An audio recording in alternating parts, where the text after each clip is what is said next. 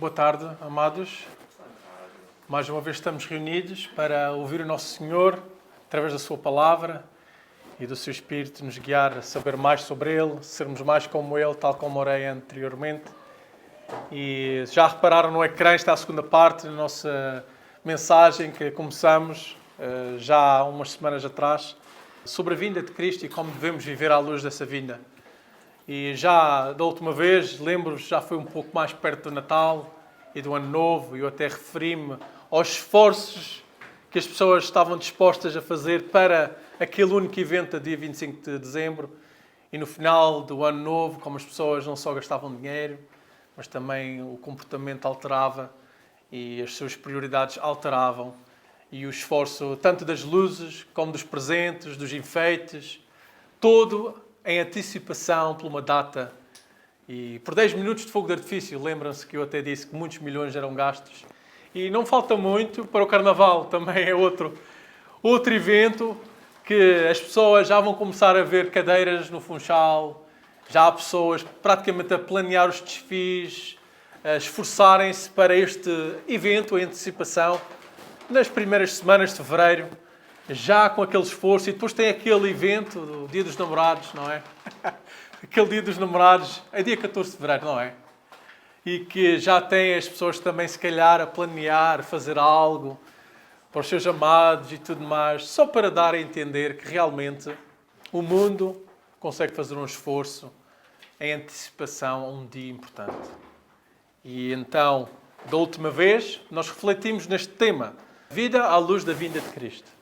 Ou vida à luz da vinda, para ser mais curto. E refletimos em 2 de 5 ensinamentos que nos incentiva, nos motiva a viver mais para Cristo, à luz da sua vinda.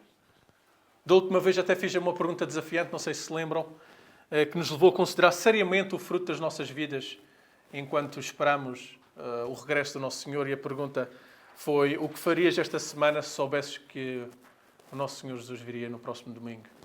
Foi uma pergunta pertinente para examinar cirurgicamente as nossas vidas e realmente saber se a ideia do regresso iminente de Jesus Cristo deve, em alguma parte, afetar as nossas vidas diárias.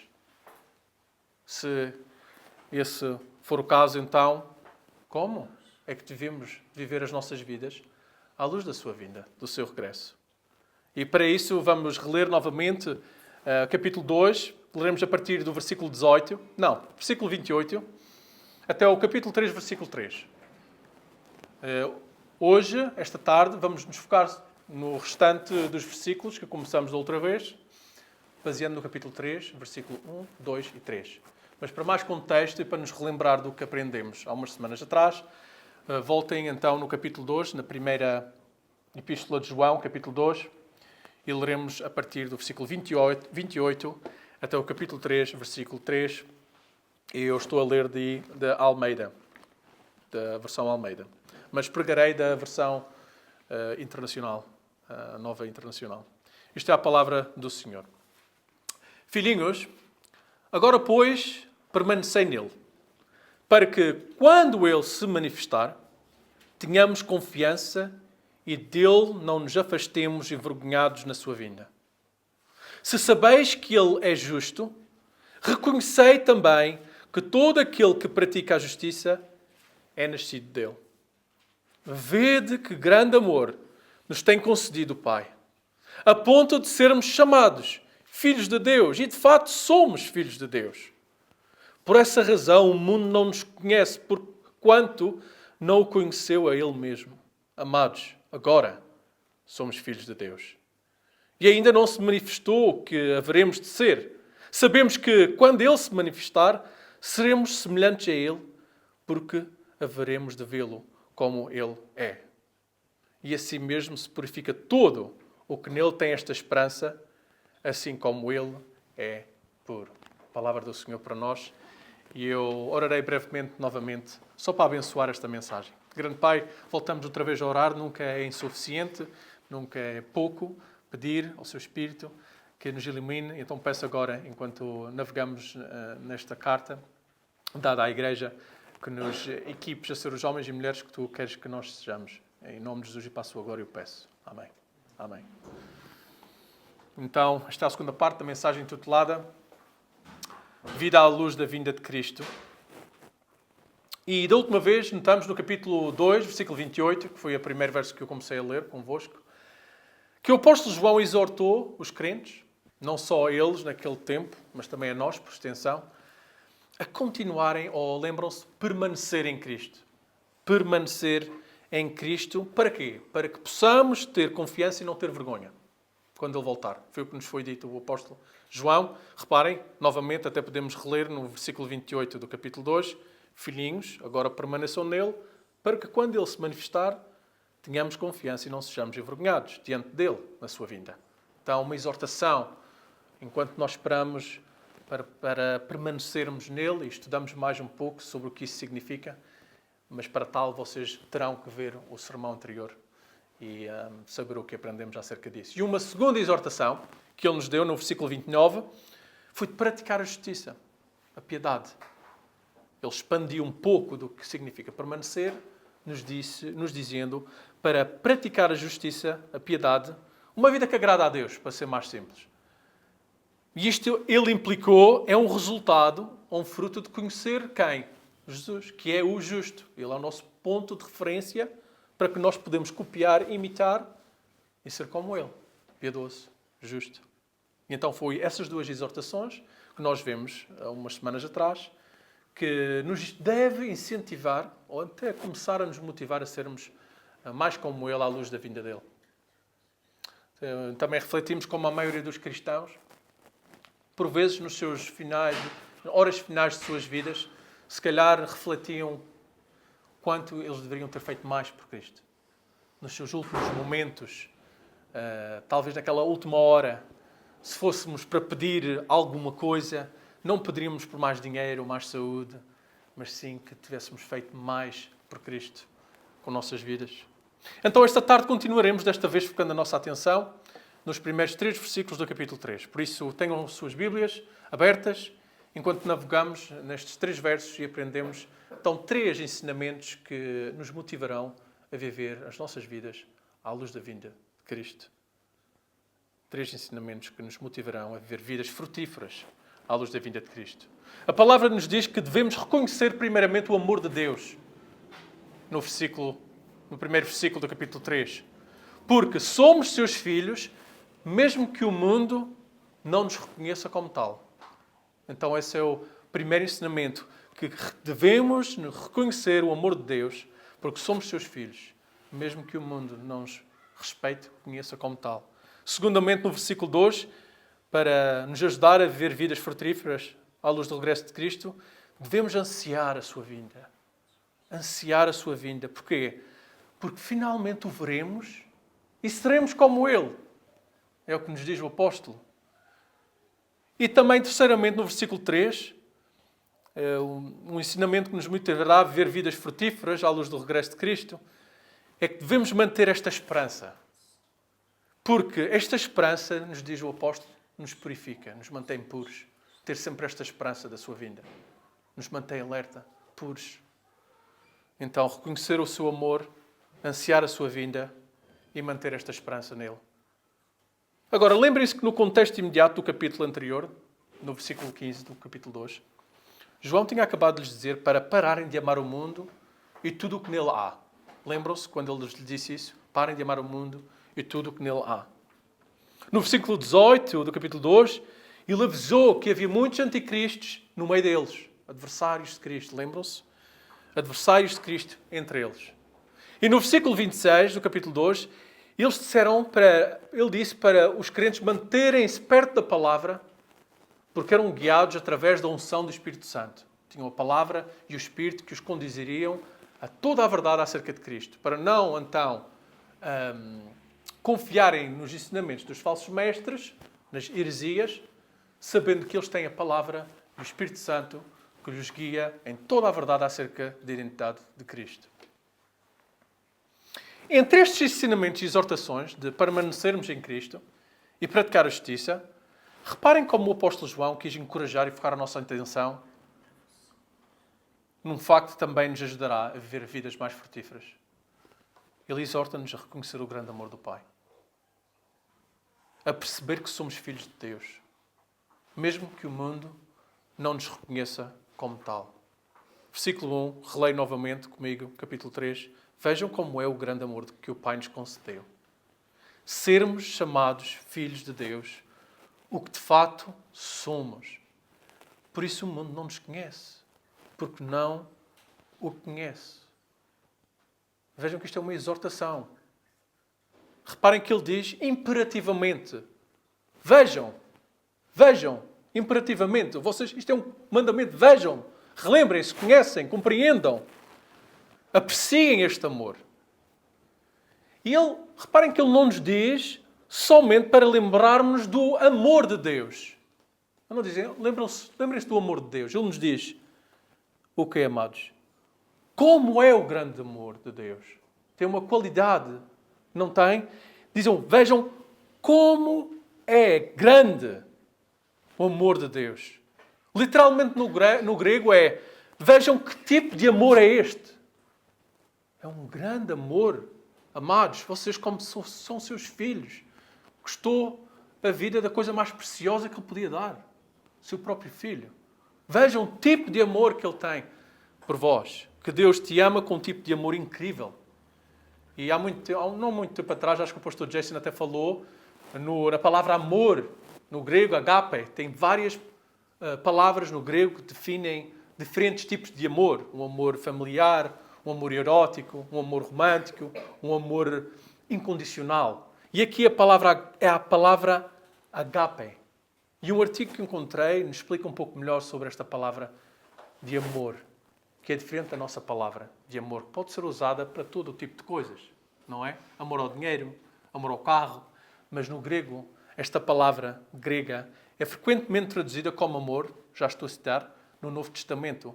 Mas como é que o amor agape se diferencia de outros tipos de amor? A essência do amor agape é a boa vontade, a caridade e o prazer voluntário no objeto de amor. Ao contrário da nossa palavra de amor, agape não é usada no Novo Testamento para se referir ao amor romântico. Compreendem? Ou sexual. Também não se refere à amizade próxima, como temos de amigos e familiares. Não. O amor agape envolve fidelidade, um compromisso e um ato de vontade. Passo a citar. Tem um amor que procura o bem-estar da outra pessoa sem qualquer benefício para nós. Compreendem este tipo de amor? Incondicional. É um tipo de amor sobrenatural. E qual foi o ato da sua vontade para expressar este grande amor por nós? Como é que Ele nos concedeu o seu amor, segundo este versículo? Ele nos diz, somos chamados filhos de Deus. É este o amor que nos concedeu sermos chamados filhos de Deus. Em outras palavras, Ele adotou-nos como seus filhos que andávamos perdidos. Ele adotou-nos como seus filhos. Como seus filhos.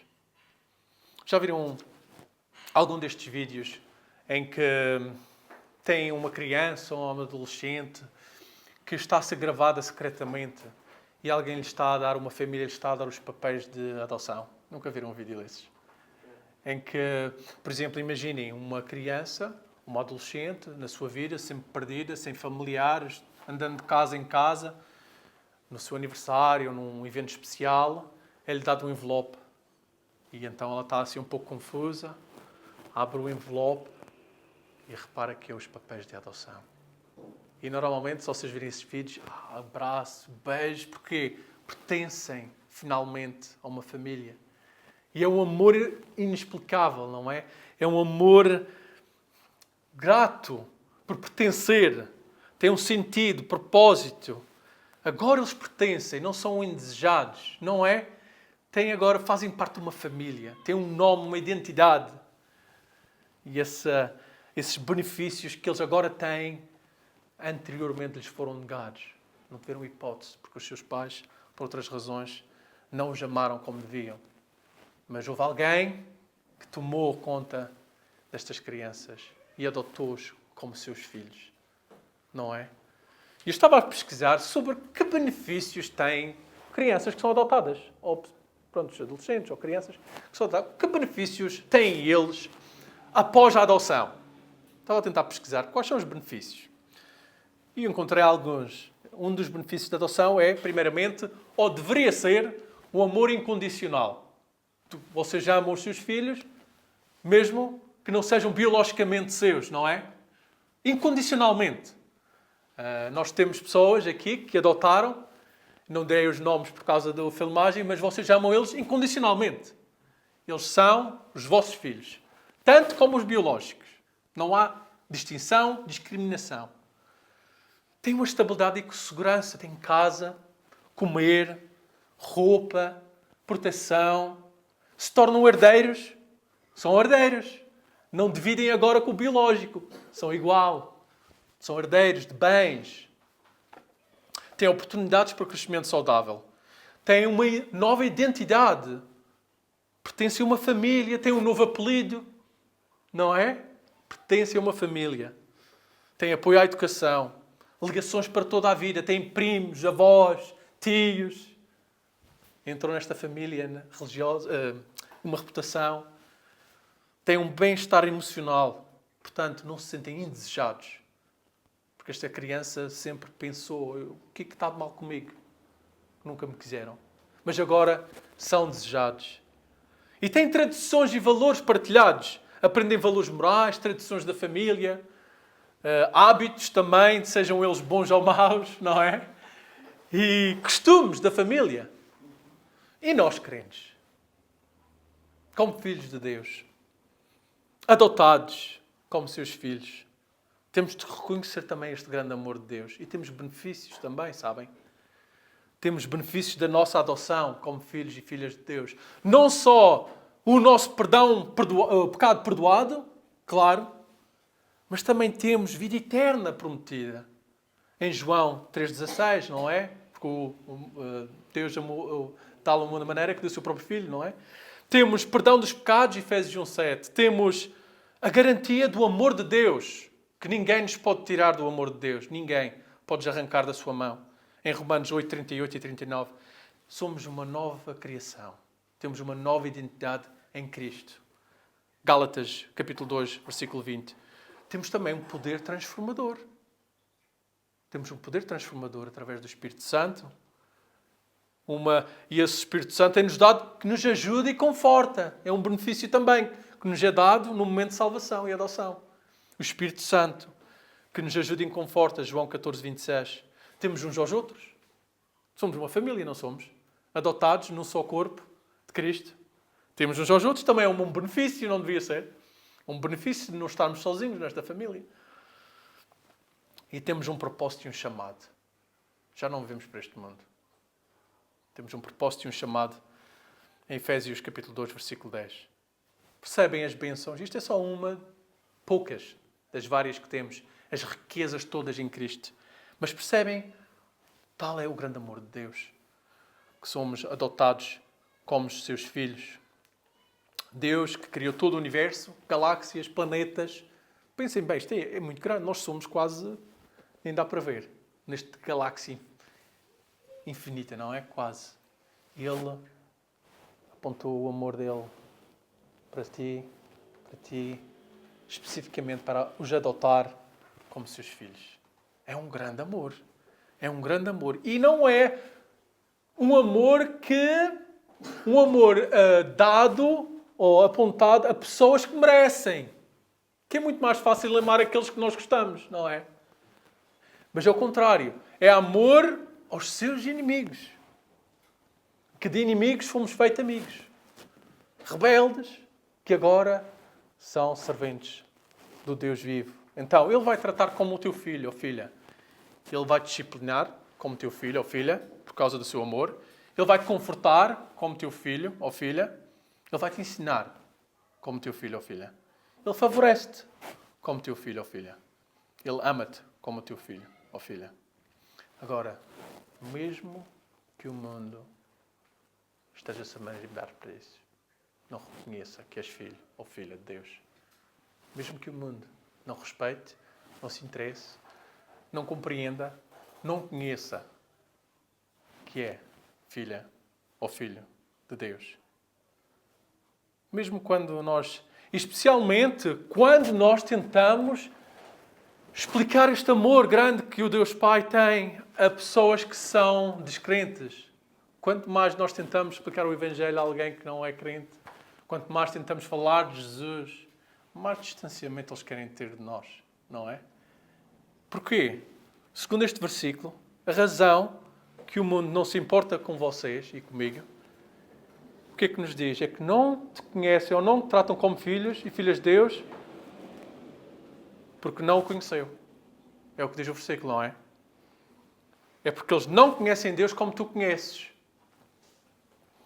O mundo não nos conhece porque não o conheceu. Eles não são como tu. Eles não são filhos de Deus, nem se importam com a tua relação com Deus. Por isso reparem até no versículo 13. Reparem no versículo 13 do capítulo 3, que ele vai nos dizer. O que é que eles nos dizem aí, então? Irmãos, não quê? Não se admirem ou não vos maravilheis se o mundo vos odeia. Então não se surpreendam, não se maravilhem, não se admirem. Eles nos odeiam porque, na verdade, reparem no versículo 10. Na verdade, eles não são filhos de Deus. São filhos de quem? O que é que nos diz no versículo 10? São manifestados os filhos de Deus e os filhos do diabo. Todo aquele que não pratica justiça não procede de Deus. Nem aquele que não ama o seu irmão. Não é verdade? É por isso que eles não conhecem. Não conhecem porque não são da vossa família. E nem conhecem o Pai, o vosso Pai Celestial. Eles conhecem um outro Pai, que é o diabo. Mas o apóstolo também nos diz, quando escreveu João, também é o mesmo autor, no capítulo 1, versículo 12, não tenho que lá voltar e eu vos leio, ele diz: contudo, aos que receberam, aos que creram em seu nome, deu-lhes o direito de se tornarem o quê? Filhos de Deus. Então há esperança. Para aqueles que estão a ouvir até na internet, ou para alguns que estejam aqui, se vocês não têm a certeza, são filhos de Deus, vocês têm que confessar Jesus Cristo como o vosso Senhor. Acreditar que Deus o Pai, que Ele morreu, Deus o ressuscitou dos mortos para perdão dos vossos pecados e através da graça, mediante a fé, serem salvos, não por algum mérito vosso, mas pelo mérito total da vida perfeita, da morte, ressurreição de Jesus Cristo. E então aí se tornarão filhos adotados mediante a fé, pela graça desmerecida e merecida de Deus. E o que acontecerá? Nascerás de novo. Uma nova vida, adotado na sua família, para viveres uma vida de obediência, com novos desejos. As coisas que antes adoravas fazer, começavas a odiar, porque Deus odeia. E as coisas que antes, se calhar, odiavas um pouco, não gostavas, agora começas a amar, porque Deus as ama. Tens uma relação diferente, porque foste adotado. E então, este versículo também ensina-nos que não é a aprovação do mundo que nos devemos preocupar. Não é a aprovação do mundo. Quando damos demasiado valor ao que os outros pensam e dizem, às vezes acabamos por esquecer que realmente somos filhos de Deus. Quando nós começamos a focar muito no que as pessoas nos dizem, não devias fazer aquilo, não sei o que mais, não é? É a igreja, mas temos esta festa, não é? Para que vais? Ou outras coisas, estudo bíblico, numa terça-feira à noite. Vais a visitar aquela irmã, mas então tens a tua família aqui e não queres vir à espetada? Não. Quando nós começamos a seguir o mundo e os seus conselhos mundanos, estamos a fazer o que eles querem, a viver para a sua família. Do diabo. Mas não. Nós temos que lembrar-nos que o mundo não se importa com a sua relação com Deus. Até mesmo aqueles que nós amamos. Primeiramente, temos que lembrar do grande amor de Deus. E se nunca pensaram na importância da vossa adoção como filho ou filha de Deus, então este é um momento sério para refletir nisso. Porque nos ajudará a viver para Ele. Realmente enquanto esperamos a sua volta. Está bem? Então reconhece a tua verdadeira identidade. És amado, odiado pelo mundo. Percebe e lembra-te do grande amor que Deus tem por ti. Porque agora és adotado para sempre. Não há maneira de Ele revocar o papel da adoção. E eu penso que na realidade até legalmente não podemos fazer isto aqui. Se eu adotar alguém aqui na Madeira como filho e não posso depois mudar de ideias. Como se fosse um carro que não gostei. Compreendem? E então, quanto mais com Deus, que custou o sangue do seu próprio Filho. Mas agora, o apóstolo João continua a exortar-nos não só a reconhecer o amor de Deus, o grande amor de Deus, como seus filhos adotados, mas também a ansiar a vinda de Cristo. Porquê? Porque quando Ele aparecer, seremos como Ele e o veremos. Também nos ajuda e nos incentiva a viver a nossa vida à luz da vinda. Vamos continuar a ler o versículo 2. Amados, agora somos filhos de Deus e ainda não se manifestou o que havemos de ser, mas sabemos que quando Ele se manifestar, seremos semelhantes a Ele, pois o veremos como Ele é. Uma coisa que o apóstolo João quer deixar claro é que agora nós já somos filhos de Deus. Agora somos filhos de Deus. É uma realidade presente. Às vezes podem não se sentir, quando vocês pecam, sentem-se um pouco distantes, sem oração, um pouco longe. Começam a sentir-se um pouco distantes e frios, mas vocês agora são filhos de Deus. E João continua a escrever que, mesmo sabendo que agora somos filhos de Deus, tem duas promessas futuras que nos incentivarão também a viver nossas vidas frutíferas à luz da vinda. Quais são? Que devem influenciar as nossas vidas à luz da vinda de Cristo. Que promessas são essas? Reparem, da sua manifestação no versículo 2. Quando Jesus voltar, seremos o quê? Semelhantes a Ele e o veremos. Ok? Já imaginaram alguma vez como é que vai ser o nosso corpo ressuscitado? Tipo, pensar o que é que habilidades poderemos fazer? Quando nos diz que seremos como Ele, em que sentido nós seremos como Ele?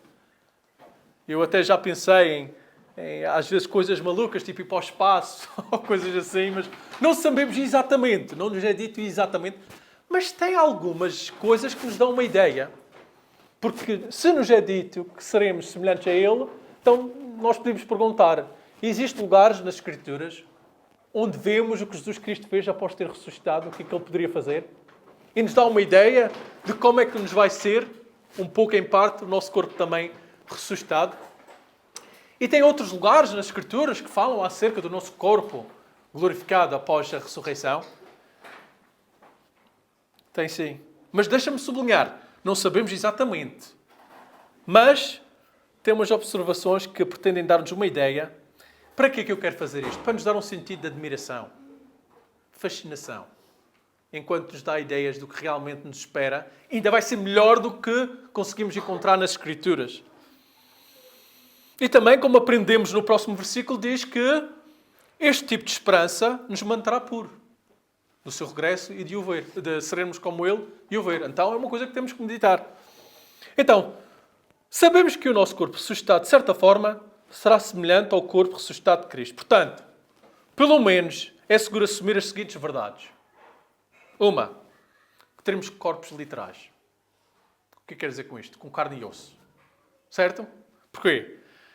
Lembram-se quando Jesus apareceu aos seus discípulos, ele disse em Lucas 24:39, vejam as minhas mãos e os meus pés, sou eu mesmo. Toquem-me. E vejam, um espírito não tem carne nem osso, como vocês estão vendo que eu tenho. Sei que algumas teologias, certas seitas, ensinam que quando Jesus ressuscitou não estava em carne e osso, mas Jesus estava em carne e osso. Então, vamos ter corpos literalmente. Corpos. Seremos também reconhecíveis, porque em várias aparições, após a ressurreição, as pessoas reconheceram Jesus. Então não vamos perder a nossa identidade, por assim dizer. Não vamos ser todos iguais, a mesma cara. Compreendem? Vamos ter uma nossa identidade. Ainda. Além disso, o corpo ressuscitado é-nos dito que será poderoso. Não sabemos exatamente como, mas é-nos dito pelo apóstolo Paulo, em 1 Coríntios, capítulo 15, versículo 43, que o corpo é semeado em desonra e ressuscita em glória. É semeado em fraqueza e ressuscita em poder. Também será imortal. O nosso corpo será imortal, incorruptível. O apóstolo Paulo até continua a dizer no mesmo capítulo, versículo 53, que é necessário que aquilo que é corruptível, que é a nossa condição agora, não é? O nosso corpo agora corrompe-se, se revista de incorruptibilidade e aquilo que é mortal se revista de imortalidade. Vai ser imortal. Esta é uma grande esperança para aqueles que sofrem, não é? com doença dolorosa, que um dia não haverá mais dor, nem lágrimas, nem sofrimento. Também o nosso corpo será glorioso. Filipenses capítulo 3, versículo 21, nos diz o apóstolo Paulo, pelo poder que o capacita a colocar todas as coisas debaixo do seu domínio, e ele transformará os nossos corpos, humilhados, tornando-nos semelhante ao seu corpo glorioso. Vamos ser gloriosos. E também, provavelmente, não teremos órgãos reprodutivos. Jesus disse em Mateus capítulo 22, versículo 30, na ressurreição as pessoas não se casam, nem são dadas em casamento, mas são como os anjos no céu. Também, amados, e isto eu gosto também, termos a capacidade de comer e beber. Talvez até capacidades milagrosas. Em Mateus 26, versículo 29, Jesus disse, eu lhes digo que, de agora em diante, não beberei deste fruto da videira, até aquele dia em que beberei o vinho novo com vocês no reino do meu Pai. E lembram-se quando Jesus apareceu aos seus discípulos? Estava a porta trancada. E ele apareceu lá no meio. Olha, também tem outra coisa que talvez podemos fazer. Não sei, teleportar-se. Ou não sei como é que ele conseguiu entrar num quarto de porta trancada, mas consegui. Mas também ele podia comer, não foi? Um peixe. Então vamos poder. E ele fez pequeno almoço naquele dia para os seus discípulos, lembram-se? Então vamos poder comer e beber. Isso é bom. Imaginem, comida sem pecado. Tudo o que nos faz mal nesta vida vai ser tirado. É bom que vamos ter capacidade de comer e beber. Mas, por mais fascinante e misterioso que sejam os nossos corpos futuros e as nossas habilidades, o que poderemos fazer com os nossos corpos ressuscitados, há algo ainda mais fascinante do que isso. O que o apóstolo escreve no final do verso 2. Que o quê? Veremos Ele como Ele é. Isso é que é mais fascinante. Vê-lo, cara a cara, o teu amado. Isso é de maravilhar. Ver o nosso amado. Sabem, há muito tempo atrás, nas guerras mundiais, havia soldados que por vezes estavam longe das suas famílias. Tinham que ir para a guerra. Meses, anos. E muitos deles, envolvidos na guerra mundial, onde não havia câmaras, telemóveis, internet, Zoom, ou formas fáceis de comunicar a longas distâncias, comunicavam por correio. Cartas. E estas cartas demoravam imenso tempo a chegar às suas famílias. Alguns destes soldados até tinham filhos. Muitos deles até recém-nascidos quando partiram para a guerra. E os pais, mesmo estando ausentes por muito tempo, enviavam cartas às suas famílias e as mães provavelmente liam as cartas do pai aos seus filhos a dizer realmente as histórias, conselhos, instruções, ser bom rapaz, ser boa rapariga, ajuda a mãe. Fotos, se calhar, do pai, estavam em casa. E, interessantemente, estas crianças nunca tiveram na presença de seu pai, mas ansiavam um dia estar com ele, porque leram nas cartas como é que ele era, o que ele desejava deles. E até existe também, já voltando àqueles vídeos, existe até também vídeos que está a criança também, ou na escola, já viram aqueles vídeos, e depois vê o pai da guerra, ou de uma missão militar, por estar tão ausente por muito tempo, e surpreende. Já viram? E o que acontece? Lágrimas, abraço. Ai, a tua também chora às vezes. Eu olho, sempre penso nas minhas filhas, não é? Se estivesse ausente por muito tempo. Porque são surpreendidos com o regresso do pai. Depois de tanto tempo, se alguns deles sem conhecerem o pai, alguns deles com pouca memória, só o que foi-lhe escrito na carta. E quando viram, era só lágrimas e muito amor. Então pensem connosco, qual será a nossa esperança? Quando finalmente vermos aquele que nós adoramos. Não vai ser ainda maior de o ver? Hã? Isso não nos dá incentivo e motivação para viver uma vida melhor e frutífera à luz da sua vinda? Lemos as cartas de Deus para nós, não lemos aqui? Encontramos Cristo, conhecemos-lo através da sua palavra e ansiamos a sua vinda. Tem um teólogo que eu vou citar, uma boa observação feita por ele acerca deste verso. Passo a citar, o apóstolo João fez a ligação entre vê-lo como Ele é e a nossa transformação para sermos como Jesus. Podemos dizer que o mesmo princípio está em ação neste momento. Na medida em que vês Jesus como Ele é, na mesma medida és como Ele na tua vida. Parte de estar. Então, lembram-se do que eu disse da última vez? Há duas coisas, pelo menos, que nos vão incentivar ou motivar para ver uma vida mais frutífera à luz da vida de Cristo. Ou a nossa morte iminente, sabendo que não nos falta muito para viver, ou a sua volta iminente, que não falta muito para Ele voltar. E o apóstolo João, nestes últimos ensinamentos, nos exortou a permanecer em Cristo para não tenhamos vergonha quando Ele voltar, a praticar a justiça, a piedade, porque Ele é justo. Ele quer que reconheçamos o amor de Deus, o grande amor de Deus, porque somos filhos de Deus, de fato somos, embora que o mundo não nos reconheça ou respeite ou nos trate como tal. Ele exorta-nos a ansiar a sua vinda, porque o veremos e seremos como Ele. E, finalmente, João exorta-nos a manter esta esperança, dizendo no versículo 3, todo aquele que nele tem esta esperança purifica-se a si mesmo, assim como Ele é puro. Reparem, será que o versículo está a ensinar que todo aquele que tem esperança de ir para o céu purifica-se? Não. Ou que todo aquele que tem esperança de ter uma vida saudável e próspera neste mundo purifica-se? Não. Todo aquele que tem esperança na igreja ou nos seus pastores purifica-se? Não. Ou o que nos diz o verso, amados? Todo aquele que tem esta esperança purifica-se a si mesmo. Que nele tem esta esperança, purifica-se a si mesmo. Porque Ele é puro. Nele. Nossa esperança não é nos seres humanos, governos, políticas, presidenciais. Nele.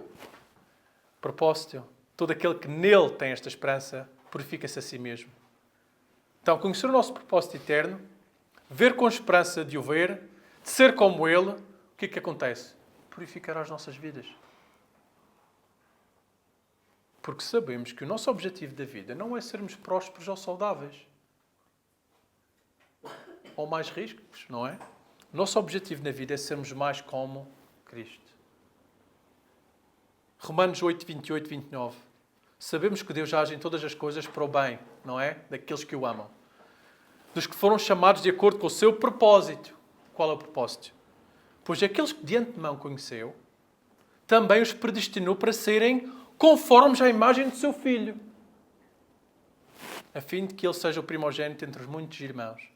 Então, a antecipação de ser como Jesus, de estar com Jesus, ansiar o seu regresso, deve ter um efeito purificador nas nossas vidas. Faz-nos querer estar prontos e preparados para quando Ele voltar não estarmos envergonhados e confundidos na sua volta. E eu agora concluo com uma exortação do autor do livro de Hebreus, que nos diz, no capítulo 10, versículo 23 e 25, assim: apeguemo-nos com firmeza à esperança que professamos, pois aquele que promete é fiel. E consideremos uns aos outros para nos incentivarmos ao amor e às boas obras. Não deixemos de reunir-nos como igreja, segundo o costume de alguns, mas procuremos encorajar-nos uns aos outros, ainda mais quando vocês veem que se aproxima o dia da vinda de Cristo. Então, como é que devemos ver a nossa vida à luz da vinda de Cristo? Aprendemos que temos que permanecer nele, capítulo 2, versículo 28, para que possamos ter confiança e não vergonha quando Ele voltar. Praticar a piedade, capítulo 2, versículo 29, porque sabemos que Ele é piedoso, que Ele é justo. Terceiramente, reconhecer o grande amor de Deus, capítulo 3, versículo 1, porque vocês são filhos amados, mesmo que o mundo os despreze. Ansiar a sua vinda, porque nós o veremos e seremos como Ele. E manter esta esperança somente nele. Porque esta esperança nos manterá puros. Amém? Vamos orar e cantar a nossa última canção juntos. Grande Pai, nós admitimos que temos que viver uma vida mais frutífera para si. E sabemos que a sua palavra é uma espada afiada, dois gumes, que nos penetra nas nossas intenções, nos nossos planos, nos nossos desejos. E pedimos, Pai, que enquanto meditamos nestas palavras, que nos ajudes a ser mais obedientes, a provar o nosso amor por si, através da nossa obediência, sabendo que, Pai, nós fomos postos aqui neste mundo, não para fugir ao inferno, mas para ser como o seu Filho.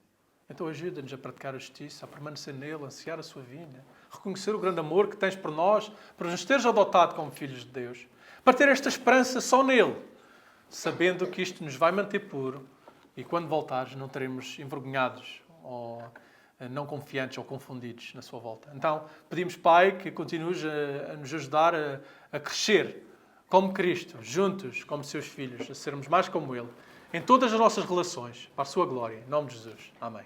Amém.